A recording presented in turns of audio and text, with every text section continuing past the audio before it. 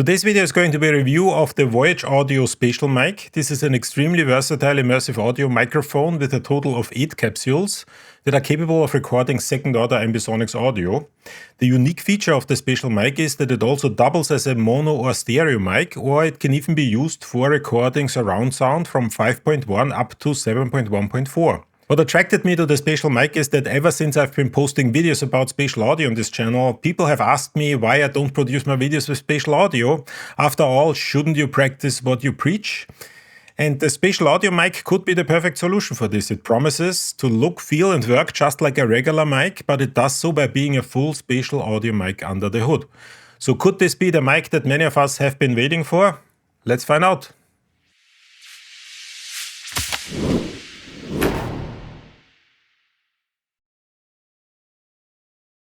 Before I get started, I need to get a few things out of the way. First of all, Voyage Audio sent me a demo unit of their spatial mic for review. I actually did an unboxing video late last year. However, all opinions are strictly my own and nobody has seen this video before it goes live on YouTube. The version of the mic that I'm using is the USB ADAT version of the spatial mic. Voyage Audio also sells a significantly more expensive Dante version. However, the USB version of the mic is most likely going to be the one that is most appealing to most people. Second, this is going to be the first video in a series of videos where I look at different ambisonics mics. In particular, I'm also going to look at the Xylia CM1 third order ambisonics mic and the Zoom H3 VR first order ambisonics mic. These videos will be released over the coming weeks. Additionally, I had a student of mine work with all three mics and I plan to interview her in one of my videos to chat about all the advantages and disadvantages of these different mics in terms of the usability and use cases. Now, if this is something that interests you, please consider subscribing to my channel. And finally, the spatial mic is technically a second order ambisonics mic. However, I'm not going to talk about ambisonics in this video. I've done a number of ambisonics videos in the past and I'm going to leave some links in the description in case you want to know more about what exactly ambisonics is. For those of you who have never heard about ambisonics, in a nutshell, ambisonics is a very established technology that allows to capture the 3D sound field around the listener. It comes in different orders and the main idea is that the higher the order, the better the quality of the spatial resolution of the recording. The most common orders in use today are first order, which requires 4 audio channels, second order, which requires 9 audio channels, and third order, which requires 16 audio channels. And with that being said, let's look at the mic. And the way I'm going to do that is I'm going to first talk about the build quality and the technical details. Then I'm going to go over the basic functionality, followed by a review of the included software, a quick sound quality test, and some final remarks. So let's get started. First, let's talk briefly about the technical details. The spatial mic is a second order ambisonics mic with 8 electric condenser capsules arranged in 2 rings of 4 capsules each, with one ring being rotated by 45 degrees. It's a little difficult to see those capsules because they're hidden behind a mesh, but I'm going to put up an image here somewhere where you see the arrangement of those capsules.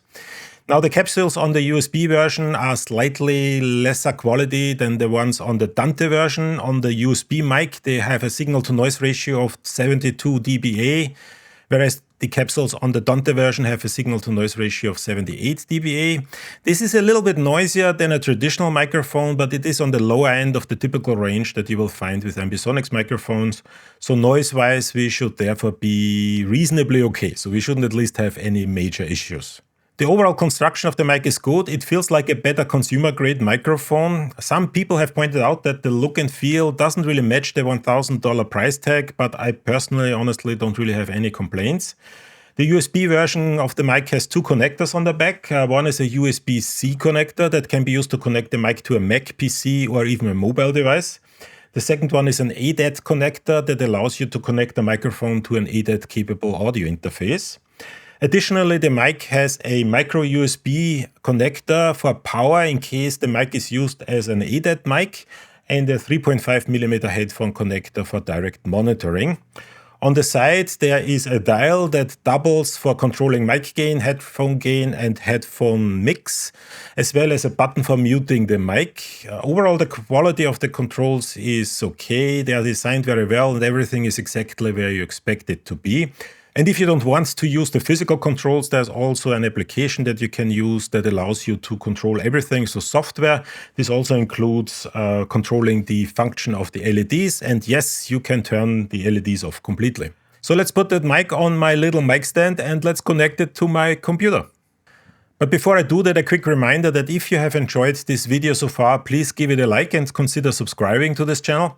And if you have any questions or comments, please either use the comment section below or join us on our Discord server. Invite link is in the description below, or there's also a QR code here somewhere. I would also like to give a brief shout out to our newest awesome channel member, EST. Thank you so much for your support. It is truly appreciated. And if you want to support this channel just like EST, you can do that either through YouTube or Patreon. And on Patreon, there's also a free option in case you just want to lurk around. Links are in the description. And with that being said, let's return to our regular programming. So let's use this mic on our computer. Now I'm going to work with a MacBook today, but as I said before, this mic works perfectly fine with PCs or even some mobile devices. The only thing that it does is it is very sensitive to plosives. So what I'm going to do is I'm going to put on the included foam cap in order to make sure that we have as little plosives as possible. Now, in order to make use of the mic, what we need to do is we need to convert the signal that is being received by the 8 capsules in the mic into something that we can actually listen to. That might be second order ambisonics, or it might be something else. And the easiest way to do that is through Reaper. So let's load up Reaper. So the first thing that we're going to do is we're going to go into the settings of Reaper and we're going to change input and output devices. The input device is going to be the spatial mic and the output device is going to be whatever output device you're using. In my particular case, it's the Rodecaster, so that you guys can hear something. Now, the spatial mic works out of the box on a Mac, so you don't have to do anything really. If you're on Windows, you would need to add the ASIO4ALL driver, and then you can do the same thing that I'm doing in Reaper here directly in ASIO4ALL. If you're working with a mobile device, you need to use special software for that. Now, once we have selected the input device, what we're going to do is we're going to add a track that can monitor that input device. And because the input device is an 8-channel device, we need to switch that over to an 8-channel track. And then we are going to select for input the 8-channel device, which is the spatial mic.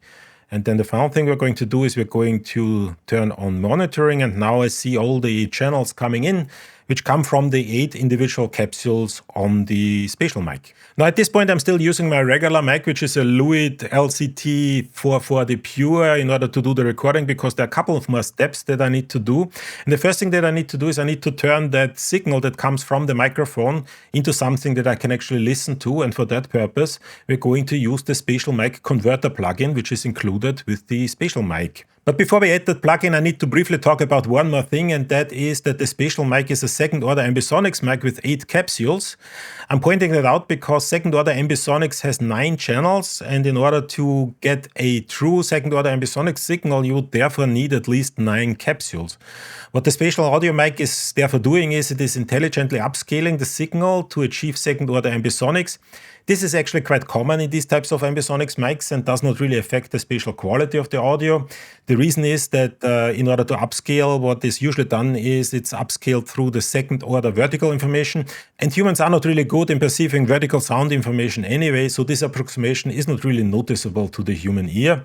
This is also what, for example, Facebook 360 did with the audio format that used 8 channels in order to represent second-order ambisonics as part of their 2BE or 2 big ears format. I did a video about that format a long time ago, and if you're interested, you can watch that. I'm going to leave a link in the description below. It's actually quite interesting. But that means that the converter plugin has more than 8 channels, so we need to put it on a separate track in Reaper because the track that holds the input only has 8 channels and we need more than 8. So let's add a second track. Now the spatial audio converter plugin is actually a 12-channel plugin, and we're going to see in a second why, but that means that we need to switch that over to a 12-channel track.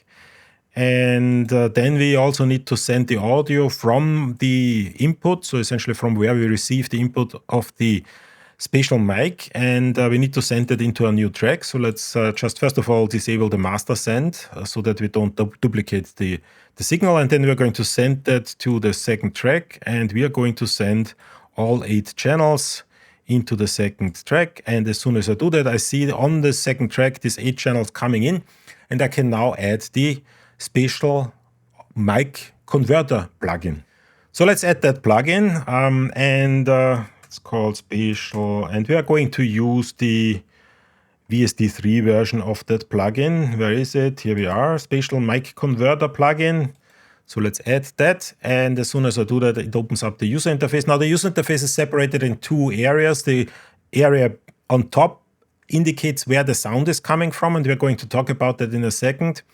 The area on the bottom gives me the inputs and the outputs. I see all the 8 channels coming in. I can change the gain if necessary. Now, in my particular case, I'm going to leave it like that. I can also change the gain on the mic, for example. So if I'm pressing the button, essentially it goes into mic gain settings. So I can, for example, increase the gain here. So let me just increase it a little.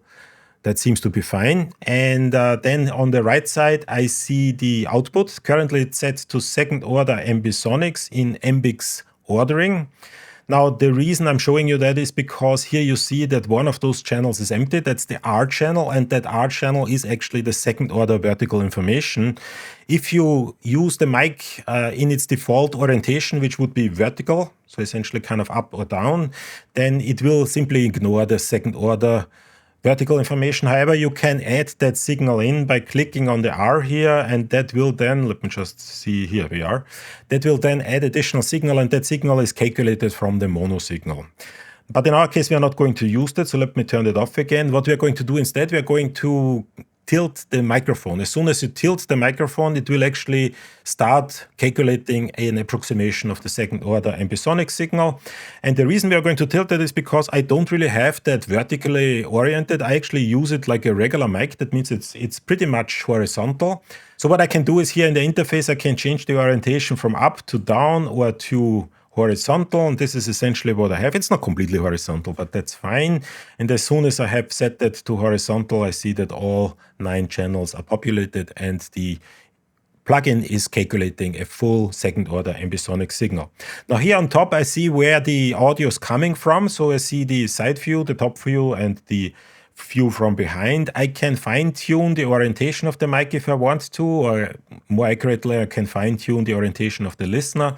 I'm just going to leave that in standard. I can also select a high-pass filter, and this is actually almost necessary, especially if you use it the way I'm currently using it, because the microphone picks up a lot of low-end noise. So what I'm going to do is I'm going to set that high-pass filter to 120 Hertz. That makes sure that all the low-end rumble is not kind of passed on. And then there's one additional thing that I need to do, I need to think about. That is the filter section here. And the filter really is here in order to optimize the quality of the signal. Now, the way this works is that every type of microphone that Voyager Audio produces has their own types of filters. In my particular case, the microphone that I have, the recommendation is to use filters X or Y, and you can actually choose whichever filter is better for you, or whichever filter sounds better to you. I'm just going to leave it with the default selection, which is type X. And then we have one more thing on the top view, and that is we can change the view. This is currently a view where I see, once again, side view, top view, and the view from behind. But I can also switch that over to a heat map. And in this heat map, I then see sort of where exactly the sound is coming from and how that sound is located in 3-dimensional space. But I'm going to switch that back to the traditional setting because I actually like the way this visualizes how the sound is reaching the listener. Now, the more interesting thing here is down the output section, and here we can select what type of output that plugin is supposed to create. It's currently set to second order Ambix, but I can also set that to first order. And I can also set that to second or first order in FUMA ordering, which is a more traditional way of ordering the ambisonics channel. Currently, we mostly use the Ambix ordering. But I can also use it as a virtual mic, and I'm going to come back to that a little bit later. I can use it in mid-side mode. And mid-side mode is actually fairly straightforward for an ambisonics microphone, because if you have been watching my channel, you know that the mid-channel and side channel are pretty much the first 2 channels in an ambisonic signal. So if you have an ambisonics mic, mid-side mic is almost already here. There's nothing really that needs to be done. It's fairly trivial to do. But you can use it as a mid-side kind of mic. And then we can also use it as a surround mic. And in the surround settings, we can choose what type of format this microphone is supposed to record in. It can be anything from 5.1 up to 7.1.4, and that means, yes, it also has the 7.1.2 setting, which means that you can use this mic in order to record bed tracks for Dolby Atmos directly. In Dolby Atmos, the bed tracks are defined to be 7.1.2 tracks, and you can use that mic to record those types of tracks. So this is actually kind of a mic that is perfect for use in Dolby Atmos productions, for example. But the more interesting option is actually the virtual mic option, and here you can select any type of mono or stereo mic that you want, and you can mimic that stereo or mono mic. You can select the pickup patterns of the virtual capsules or virtual microphones. You can select the shape or the geometry of those pickup patterns, and you can select the width of the two mics in case you want to use a stereo mic. Now you can do that either manually, or there are also a couple of presets that you can use, and we're going to use a preset. What we're going to do is we're going to use the USB supercardioid stereo mic, and that will essentially turn that here. The one thing that I need to do once I use that preset, it set it back to vertical, and I need to set that back to horizontal because that's the way I'm actually using that mic. And this is essentially the way we're going to use the mic. And now let's see how that actually sounds. For the following sound test, I'm first going to disable the post-processing on my regular mic, which is a Lewitt LCT440 Pure. Then I'm going to switch over to the spatial mic, and I'm going to do a test without any additional processing. And then I'm going to do a third test with the spatial mic with additional post-processing, and let's see how the difference is and how everything sounds. So this is the Lewitt LCT440 Pure without any processing. This is the Lewitt 440 Pure going through my Rodecaster with no additional processing enabled. So let's turn it over to the spatial mic. This is the spatial mic without any post-processing by converting the signals coming from the 8 capsules into a virtual mic with supercardioid patterns and 90-degree width. Once again, this is the spatial mic without any additional processing. And this finally is the spatial mic with additional post-processing, once again converting the signal from 8 capsules into a virtual mic with supercardioid pattern and 90-degree width. And I hope you get a good impression of what exactly this mic is capable of. And best of all, I can now talk directly into your right and left ear. So let's do that. Right ear, left ear.